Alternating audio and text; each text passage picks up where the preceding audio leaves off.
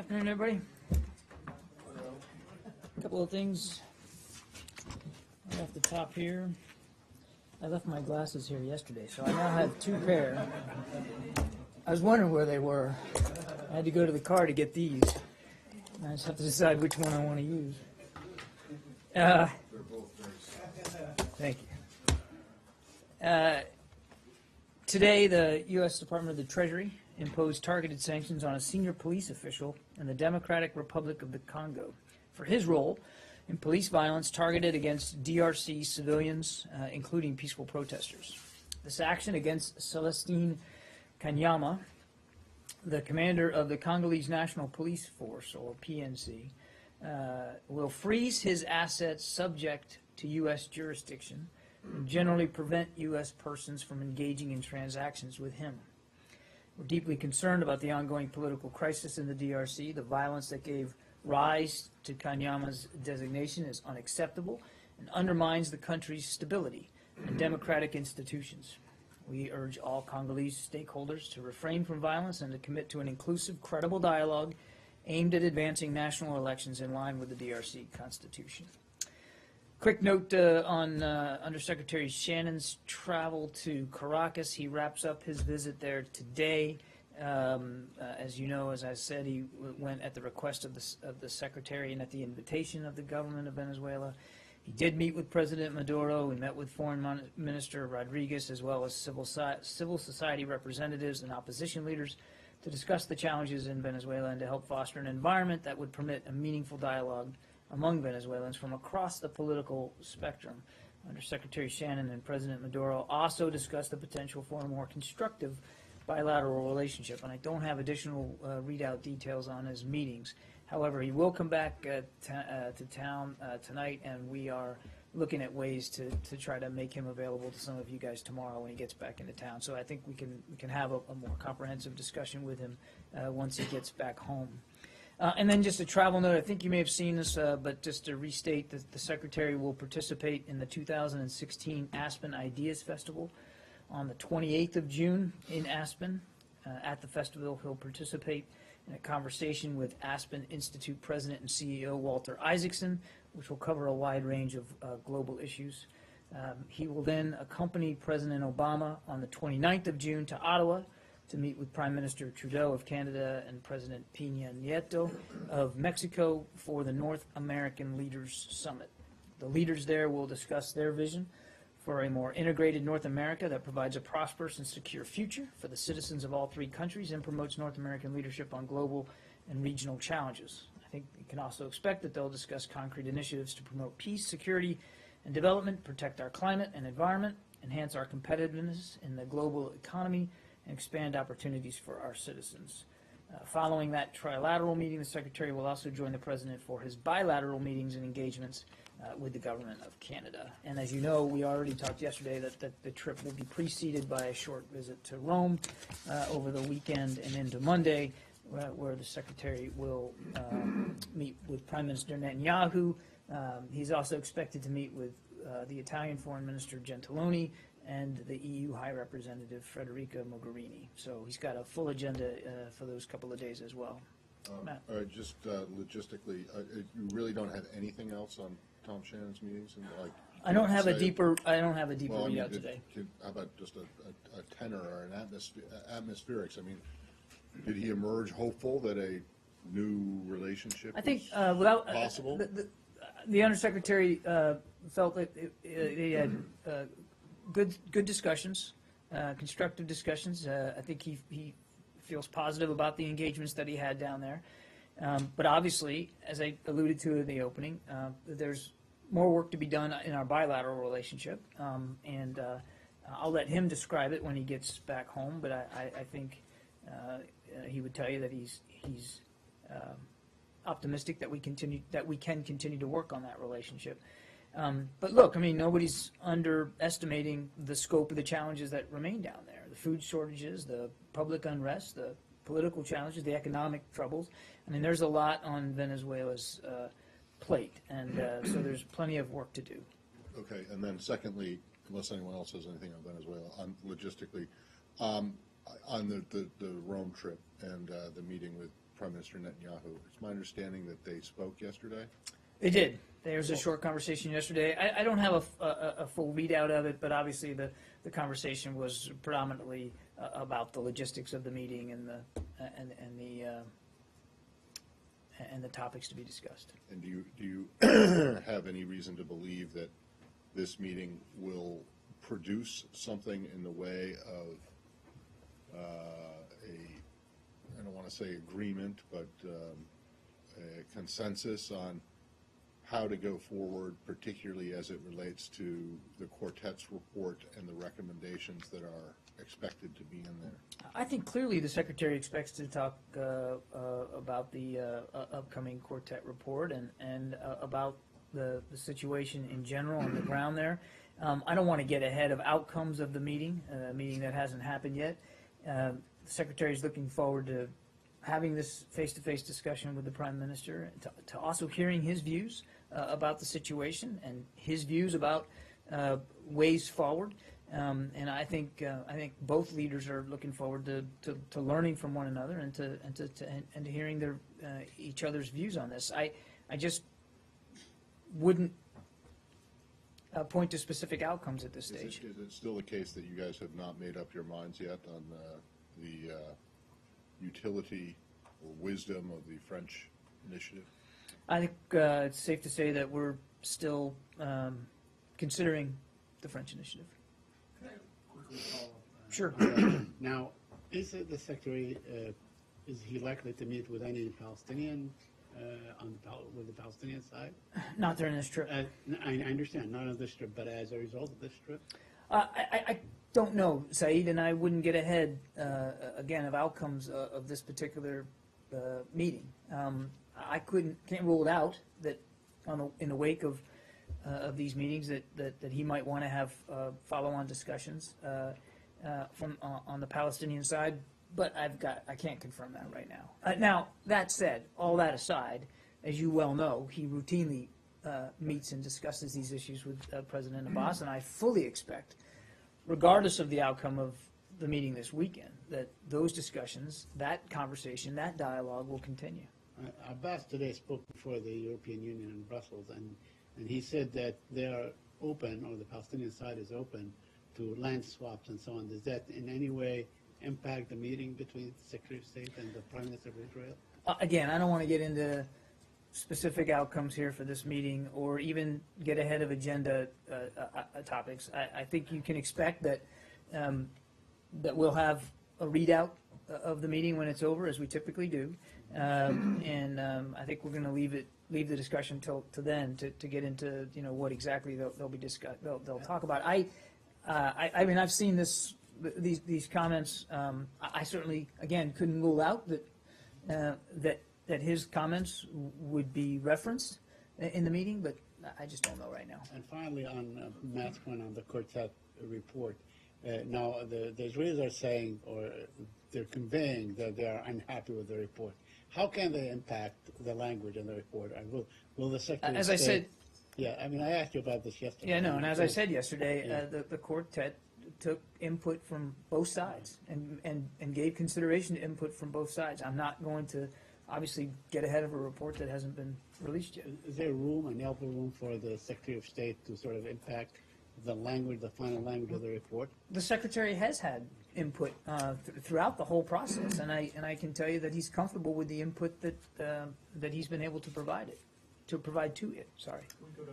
Oh, wait, just one more on the. You said you're familiar with President Abbas's comments to the EU. I just the ones that he cited. Are you familiar with the comments, the part of his speech in which he said that there were some rabbis who were wanting to poison Palestinian water? I've seen the comments. I can't confirm the veracity of that.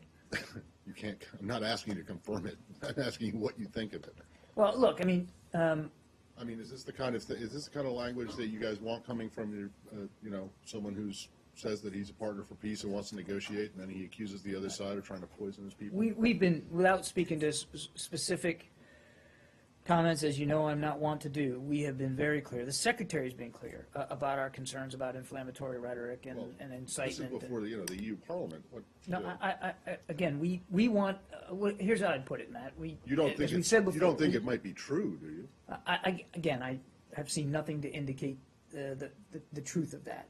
But we have long said what we want is for both sides to ratchet down not just the violence, but the rhetoric, which can inflame some of the violence, and we just don't find that sort of rhetoric helpful. Why can't you demand evidence from the Palestinian side? Why can't I Why what? can't you demand the Palestinians submit an evidence on this? Will you ask the Palestinians that if these are serious allegations, and if they exist, they I know ought to they are. submit evidence, right? Look, we just saw the comments today say, again, what we want to see is that kind of rhetoric, the kind of rhetoric that could inflame tensions. We want to see that stop and this is for that tensions to kind be. of I'm not going to characterize each and every comment. As I said earlier, we just don't want to see both sides take affirmative steps to get us closer to a two-state solution, and we believe a part of that is showing the kind of leadership that goes with reducing the kinds of rhetoric that could inflame tensions. I'm not going to characterize each and every comment. I'm going to ask you again tomorrow because I have a feeling you're going to want to say something a little bit stronger than what you just did. So, Central African Republic? Now you're just encouraging me not to change my story. well, no, I mean, I just can't believe that you're saying that there might be some credence to this. I didn't say that. I said Well, I've you're seen sa- absolutely no indication that there's any truth to that. Yeah. That's what I just said. I've seen absolutely no indications that Okay. there's any truth to All right. that. So on the Central African Republic, in targeting this particular police official, You mean the DRC. the DRC? DRC, excuse me, are you trying to send a signal to other people in the, well, let me ask it more simply. Are you considering the possibility of sanctions on immigration officials in the DRC? I won't get ahead of any future actions one way or the other. We obviously reserve that right if we feel we need to. This isn't about, I mean, obviously when you do this, certainly you send a message of the concern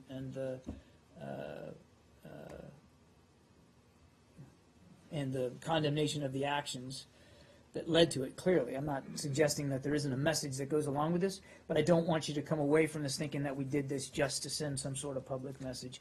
We believe there was good cause for it based on his role, and I wouldn't rule out one way or the other any future actions that we could take against Second. other officials. Yep. Would you have, well, simple question, to your knowledge, does he have any assets in the United States or that fall under U.S. jurisdiction? I'd have to point you to Treasury on that. I wouldn't have that kind of information. Third, would you have preferred to have acted in this case in concert with the European Union, which I believe, where I believe to the extent that DRC officials are thought to have assets outside the country, they're for the most part thought to be in places like France or Belgium where there are significant emigre populations. So would you have rather done this in concert with the EU? Well, I won't speak for the EU. We felt, and again, and also want to be careful, I don't speak for Treasury, but I could, as a government, we felt that there was certainly enough cause to do this and felt comfortable in doing it. And again, won't rule out things going forward. And I don't believe that, I mean, so we made these decisions on the merits of the case, not necessarily on, on trying to spur or perhaps impel other international community actions. I mean, we leave it to EU nations to make these decisions for themselves. It's EU as a body or individual nations as sovereign nations can make those calls for themselves. We did this because we felt it was the right thing to do, and there was good cause to do it. What? Nuclear Supplier Group in a meeting in Seoul, Korea. Do you know India's membership taken up for consideration at the meeting? As I said before, Lily, we've made clear our desire to see India's application be seriously considered. I don't have a readout from the meetings to give you, but we've made clear. I was asking Do you because plan on raising it? We've raised it consistently. So then if you were planning to raise it, then it was discussed. I don't know the degree to which it was discussed, Elise. can you let us know to what degree it was discussed and why it was not, there was no consensus inside the group on this issue? I'll see if we can get you a deeper readout on this. But as I said, Is the U.S. hosting this meeting in South Korea? I don't think we were hosting it, US is a member of. but we're a I'm member. aware of that. I just want to know why would you know the answer to this question?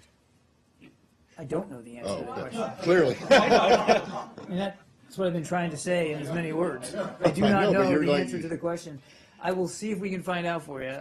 But again, we've made very clear our support of their application, and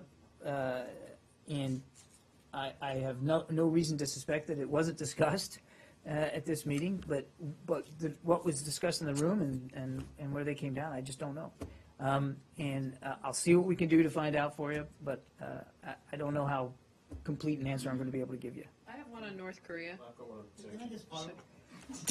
Wait a minute. What is your North Korea, Turkey, and you're what?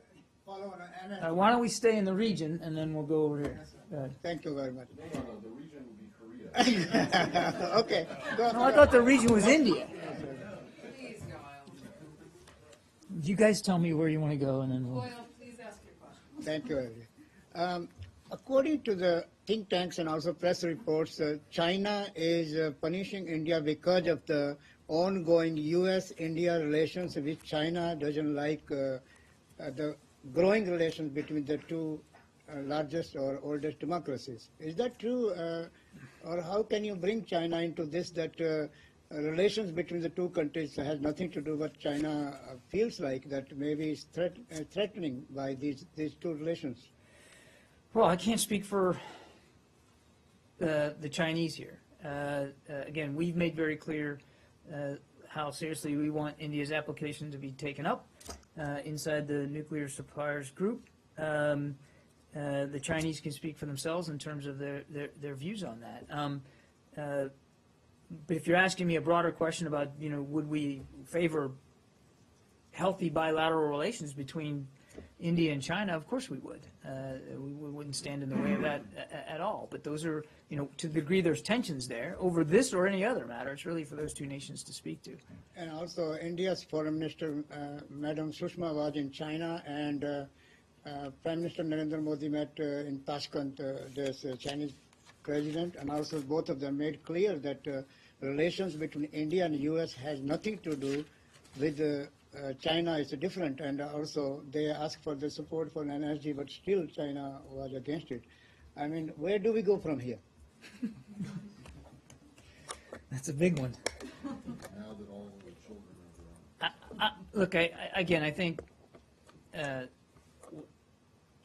we would like to see healthy bilateral relations between India and China. We'd like to see them work out whatever differences they have. We have differences with China, and we have strong vehicles for dialogue to try to work through them. Doesn't mean we get to to complete agreement on everything, but we have vehicles and avenues to have a healthy discussion. We would welcome that between India and China. They're both two very strong, very growing economies with large, each with a large population and a significant influence, not just regionally where they are, but globally. And so we believe it's in everyone's interest to have India and China have good, healthy bilateral. A good bilateral relationship, but where it's going to go, I mean, I couldn't possibly predict that, Goyle. One more quick note, China. When Dalai Lama met with President Obama in the White House a few days ago, and after coming out, and also Tibetans here are saying that China is destroying their culture and also violation of human rights, and they are putting people there in Tibet against Tibetans, and the culture is being destroyed. Anything on this has been going on in this building as far as preserve the cultures of Tibet and also the human rights in Tibet? I think the president spoke to this after his meeting with the the Dalai Lama, and it was an important meeting to have, and he's a recognized cultural and religious figure. And we've been nothing but candid and forthright about our concerns over human rights and religious freedom in places like China. And again, you can go online and look at our report and see that. I mean, we've been very open and honest about that. Thank you, sir. North Korea. This Mr. Cho, who was the envoy in Beijing for this conference that's Ambassador Sun Kim attended, made some interesting comments suggesting that he might have met with Sun Kim. Can you let us know if a meeting took place? He did not meet with him.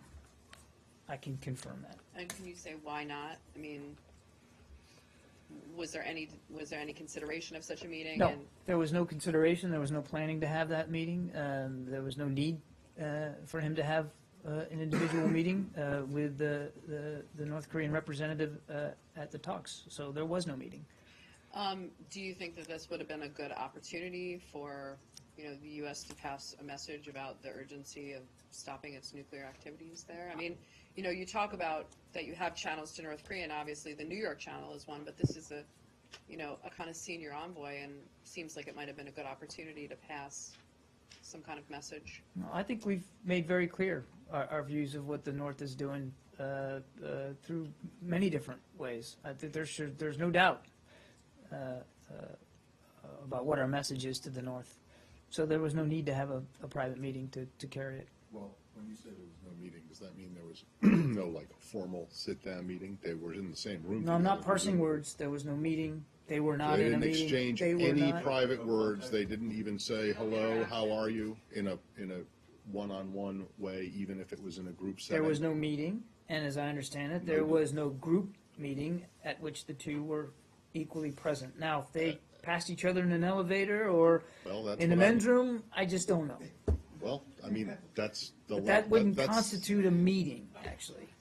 I don't know, a lot of stuff, it's like the golf course, a lot of stuff can get done in odd places. So anyway. There was no exchange between the two. Okay. Okay, so we'll go to Turkey. Okay. We'll get to Turkey. Yeah, it's actually. okay. Don't worry about Sorry. it. I'll get you. Yeah. Do you have any update on your assessment of the missile launches? I don't. So no assessment in terms of whether it was there was technological improvement from previous Nope. firings? Nope. Do you expect that Turkey. there will be one? One more on that. There are claims out today that, by the North Koreans, that they believe they could hit U.S. territory in the Pacific. Do you have any reason to believe that's right? I won't talk about intelligence estimates of their capabilities. Obviously, we're mindful that every time they conduct these tests, whether they're successful or not, they learn from them. These tests are still obviously violations of UN Security Council resolutions and their international obligations, and we want them to stop. The pursuit of these capabilities are not good for the peninsula, they're not good for the region, and we're mindful of the potential of where these capabilities could go. But I wouldn't speak to specifics in terms of what we think about or our assessment about these particular tests. Turkey. So on Monday, Errol Ondoglu, the long-time Reporters Without Borders representative in Turkey, was detained. He's now, I understand, being charged with terrorist propaganda, allegedly because he covered protests against the closure of a newspaper, which comes under his remit as a Reporters Sans Frontières representative. Obviously, he's been involved in all of these cases before that you've commented on. Does the U.S. government have any views on the detention and charging? Yeah, no, we certainly do. We've seen the reports. Again, this appears to be just a continuation of a troubling trend that we've seen in Turkey to discourage legitimate discourse and freedom of expression, freedom of the press. And again, as we've said, as Turkey's friend and ally, we urge the authorities there to ensure their actions uphold the universal democratic values enshrined in the Turkish constitution, which includes freedom of speech. In a democratic society, we believe that critical opinion should be encouraged, not silenced. We believe democracies become stronger, not weaker, by allowing the expression of diverse voices within society and the actions and the work and the important efforts of independent journalists. Can I follow up on Turkey? Sure. Today, a court sentenced a novelist for 1 year in prison for allegedly depicting a person that is similar to Erdogan in one of his novels. Rifat Ektin, his name. Are you aware of that? I haven't seen that particular. Would you find that to be really disturbing? I'll look and see what we know about it. But if true, it's certainly, again, yet another example of a worrisome trend there. And Turkey related, I'm sorry, the Russians called on Turkey to close its border with Syria. Do you have any comment on that? I haven't seen that report. But broadly speaking, Yeah. look, I'd say a couple of things. The Turkish government should be given credit for efforts that they have made to try to get a better handle on the border with Syria. Is it perfect? No. Is there still a flow of foreign fighters and material across that? Absolutely, and we know that. And we're working closely with Turkey to try to help them get a better handle on it, but they have made efforts, and they are working at it, and they are mindful of that. And as we have said before, that border, they have legitimate security concerns because of that border, and they are hosting hundreds of thousands of Syrian refugees and doing the best they can with it. So it's not a philosophical exercise for them. They're mindful of the challenges on that border, and we believe that they're working hard at the challenge. Some months back, there was talk of about 98 kilometers of Yeah. the border that was quite porous and so on. Is there any update on closing these holes in That was border? predominantly what I was speaking about, was Right. that 98 kilometers, which has remained problematic. And I think Brett McGurk spoke to this a week or so ago in a briefing at the White House, that they're working hard on that. It's nobody's saying it's a complete success, but everybody's mindful of that stretch and the importance of it, and we believe the situation is improving. Yeah, I'm sure you're going to be on Turkey On too. Yeah, Turkey. go ahead. Thank you. One Turkey, Syria, and then only Turkey. President Erdogan has been talking about the Al-Nusra group in Syria, and he has repeated several times, not once, not twice, that Al-Nusra is fighting with ISIS, whatever they got. So why would you call them terrorist organization? Do you have a comment on that? Fighting with or fighting ISIS. against? Against, sorry. They are a UN designated terrorist group. In the U.S., we consider them a terrorist group, and we see absolutely no reason to remove that designation or to treat them in any other way. And they are not party to the cessation of hostilities. Okay. In Turkey, just 3 journalists got arrested 3 days ago for only because taking part in a news room of a critical newspaper. I was wondering if you have comment on this new arrest. They have been still in jails right now. I did already comment on that before you came in. Yeah. So you just check the transcript when it's over, and you'll be able to get everything you need. Change of. Let's go to. We're still kind of on Syria, so. Good. I'm sure you've seen the letter that Riyad Hijab has written to the Secretary General asking for an investigation into what he says is Russia's use of banned incendiary aerial weapons in Syria, particularly in Aleppo. His demand for protection of Syrian civilians from those weapons, and his call on member states to call for member states to impose consequences for repeated breaches such as this. Do you support his call for such an investigation? Well, let me say first, we've seen the letter that he submitted. We're not in a position now to confirm the veracity of his claims. That said, we take those claims and those allegations very, very seriously. And the other thing I'd say is, regardless of what weapons the Russians are employing, and I'm not saying that we wouldn't take these allegations seriously of this particular type of weapon, which, if true, would be deeply concerning.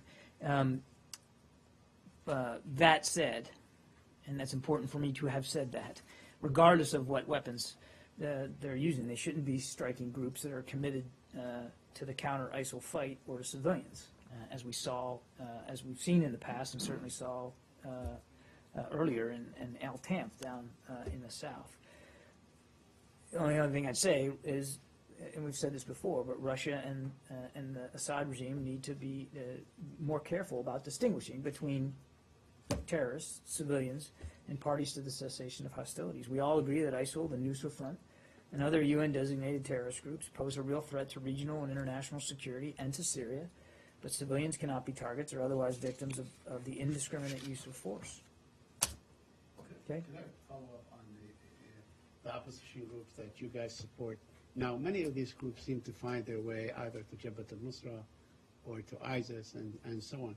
So how do you do, I mean, let's go back to the same old question. How do you do the vetting?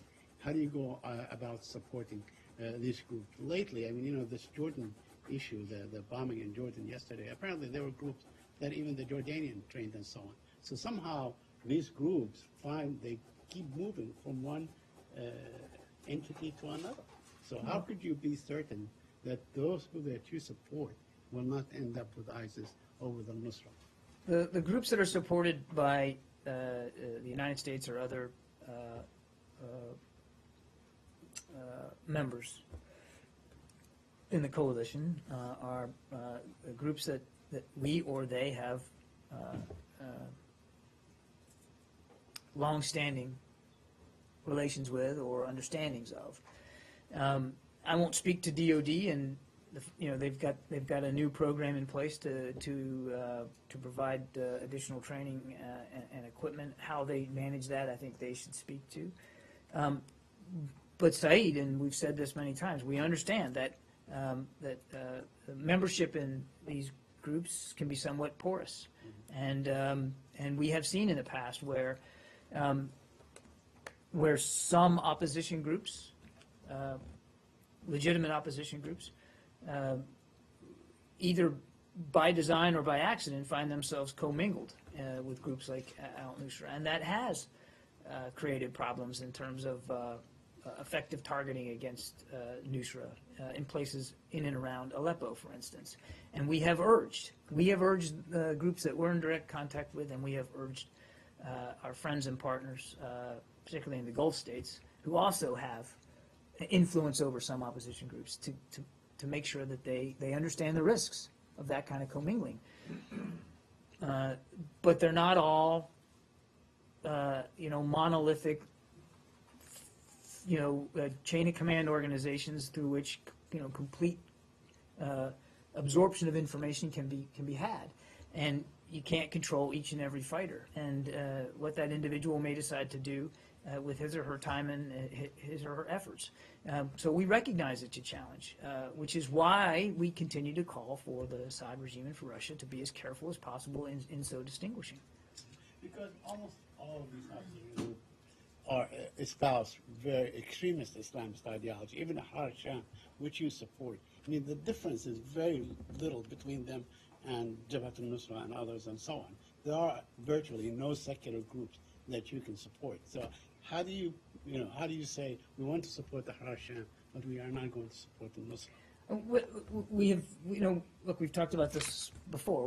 We're mindful that not every idea espoused by every opposition group would be one that we would espouse as well. But the ISSG went to great lengths in working through how the cessation of hostilities was going to be organized to make sure that any group recognized by the UN as a terrorist organization, by the UN, not just the U.S., by the UN, would not be a party to the cessation of hostilities. And when you look at Syria, right now, that's two groups. That's al-Nusra and Daesh. Can I know, new topic. This is on those, we talked last week or earlier in the week, I can't even remember this point, about a Guantanamo detainee in Uruguay and reports that he disappeared, Mr.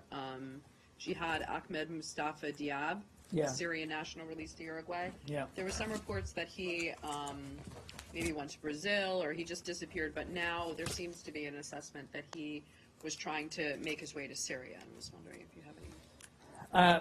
We've seen reports that about this individual. I'm not in a position to confirm them one way or the other. Not in a position or don't know? Not in a position to confirm one way or the other. I think my colleagues at the Defense Department have also spoken to this a couple of days ago, but we're just not in a position to confirm. I have questions on Japan. Okay. Vice President Joe Biden expressed his concern on Japan's potential to produce nuclear, and he said recently Japan is capable of going nuclear virtually overnight. Do you have any comments or concern on Japan's ability to go nuclear? I don't have anything to add to what the Vice President said. Is there any adjustment of U.S. policy to nuclear policy to Japan? You're talking about nuclear weapons. Yeah. I mean, look, I think our policy with that on that has not changed at all. We take our responsibilities for the security of Japan very seriously, and our alliance commitments. There's been no change with respect to our policy on that.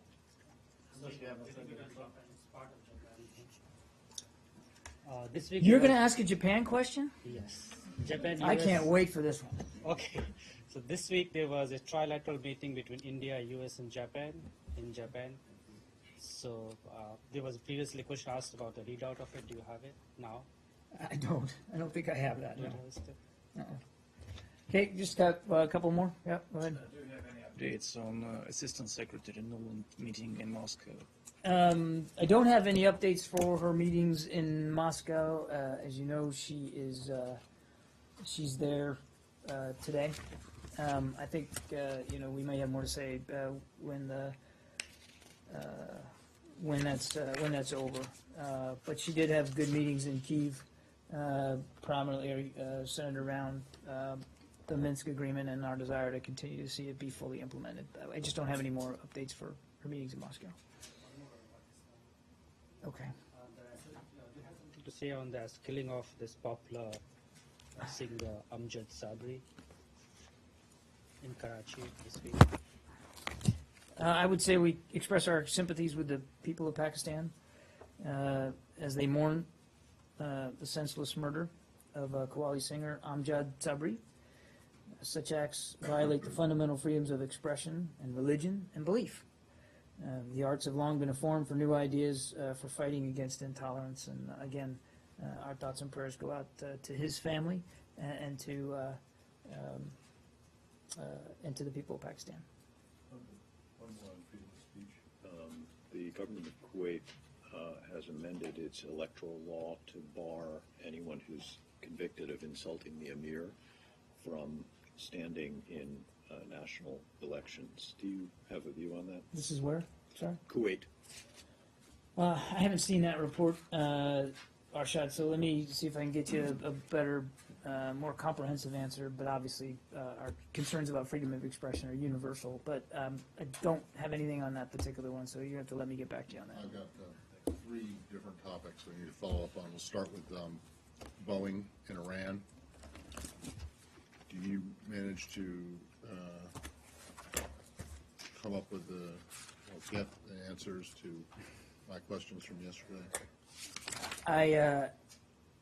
So which one do you want first? Well, all of them. It doesn't matter which one is first. Which one? Start with the best one.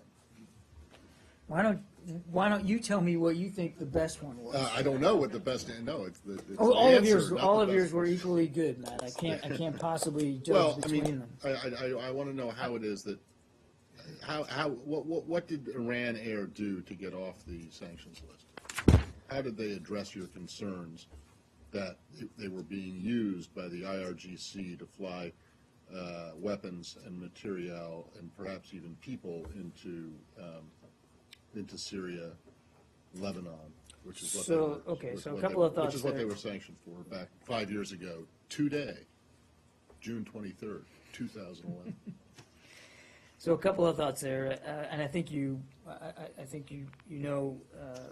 Iran Air was never actually sanctioned under Counterterrorism authorities had said they were designated, as you said, in June of 2011, pursuant to an executive order, 13382, which is an authority aimed at freezing the assets of proliferators of weapons of mass destruction and their supporters, isolating them from the U.S. commercial and financial systems. Now, pursuant to the commitments that we made in the JCPOA, Iran Air was removed from the SDN list, and I'm not at liberty to go into the reasons behind the fact that that was removed from the SDN list. All I can tell you is that we wouldn't have done that if we weren't comfortable doing so.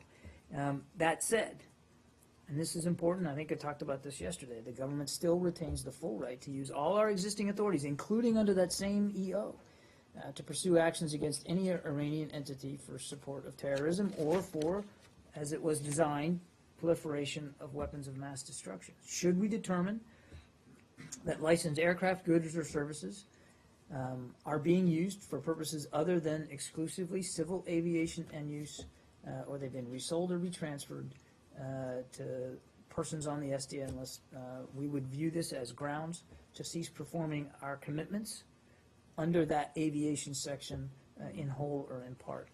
So I just find it interesting, and maybe you can explain why it is that that the sanctions, that the executive order that was used was the WMD one, when the announcement from Treasury and then the joint statement from then Secretaries Clinton and Geithner about this make no mention of WMD in relation to Iran Air.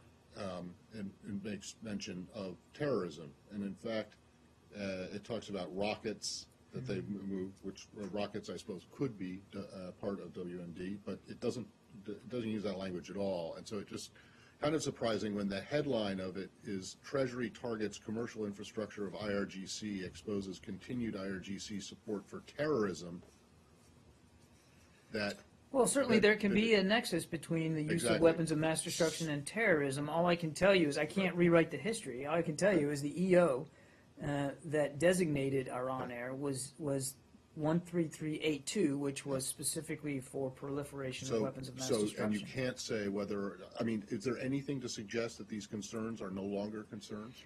Well, again, I'd say that we wouldn't have made the decision we made in the JCPOA in terms of removing them from the SDN list if we didn't have reason to do that. And I can't, in this forum, discuss that in any detail other than to tell you we wouldn't have done it if we didn't believe we had reason enough to do it. Yeah, but reason enough to do it is to get Boeing a lot of money and to comply with the JCPOA. It could be, okay? So unless you got assurances from Iran Air, there were no representatives of Iran Air in the negotiations, were there?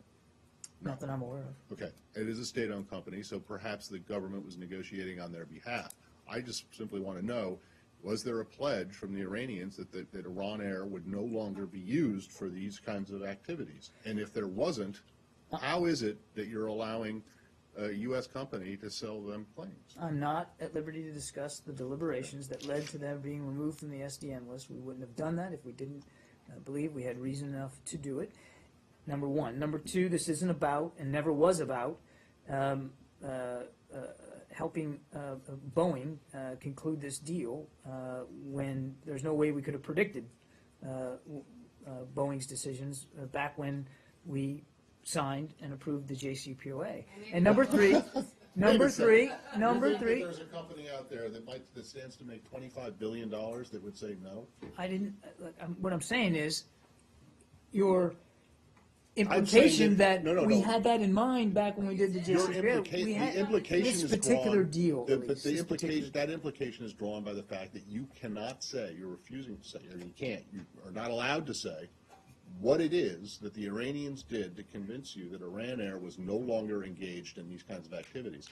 And you can't even say that you don't think that they're no longer engaged in these kinds of activities. I mean, I think now 3 times I've said that I'm not at liberty to discuss the reasons for which they were taken off the SDN list, but that we wouldn't have done it if we didn't have reason to do that. But I want to get to the third rebuttal here, which is that. But that could mean anything. But let me finish my original answer from 5 minutes ago, and that is that we're not ever going to turn a blind eye to Iran's continuing destabilizing activities and their Okay. state sponsorship of terrorism. So if And Iran- any if- suggestion that we would, Okay. that we wouldn't and don't have tools available to us Okay. to deal with that is simply So is baseless. it fair to say that if Iran Air continues to do the kinds of things that you said it was doing in 2011, that this license will be yanked? That would be- Absolutely. Yeah?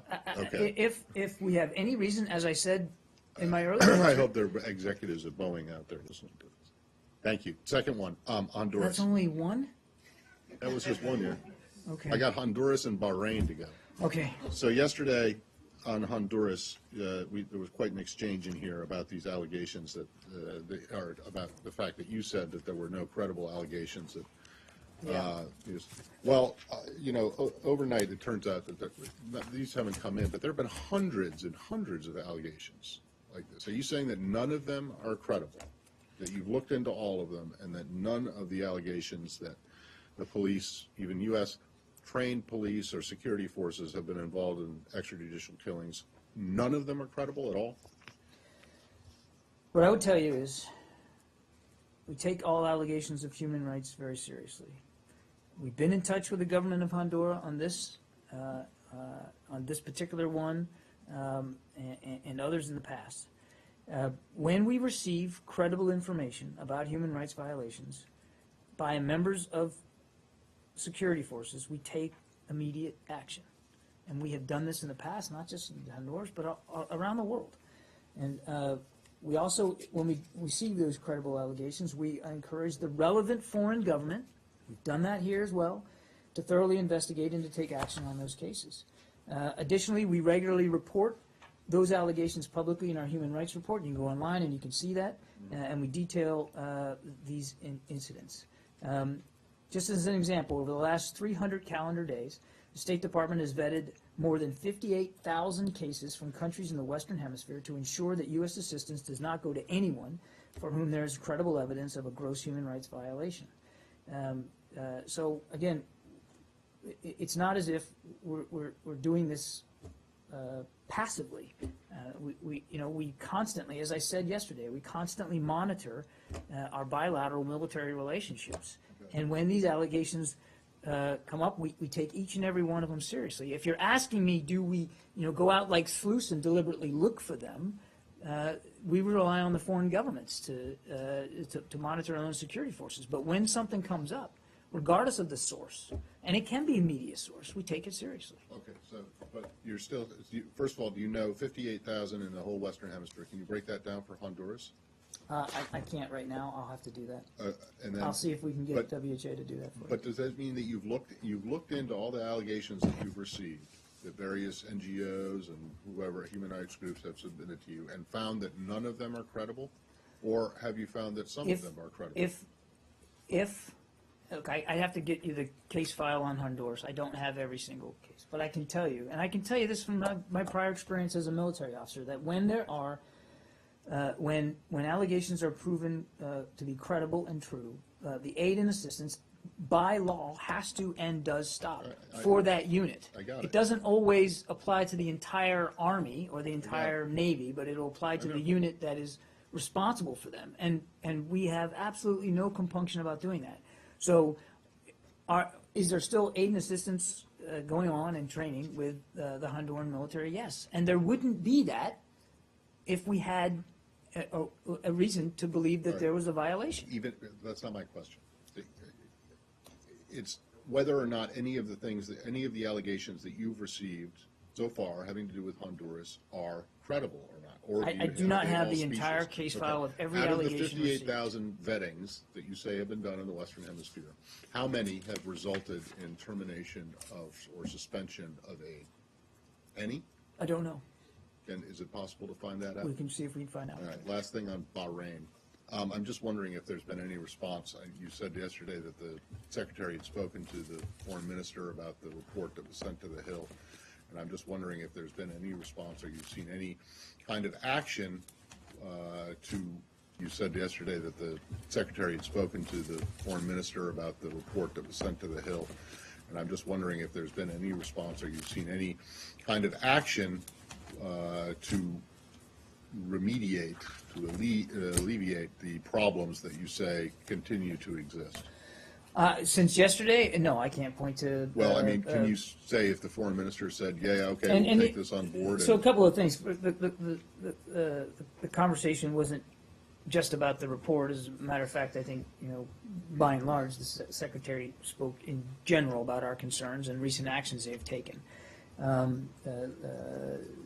So it wasn't a call just to talk about the report. In fact, it was really a call designed to speak to their recent activities and actions and decisions that we have found unhelpful to their own success. And since you and I talked yesterday, I can't point to something specifically that has been done to remedy or to lessen our concerns. Okay? Thank you. Thanks, everybody.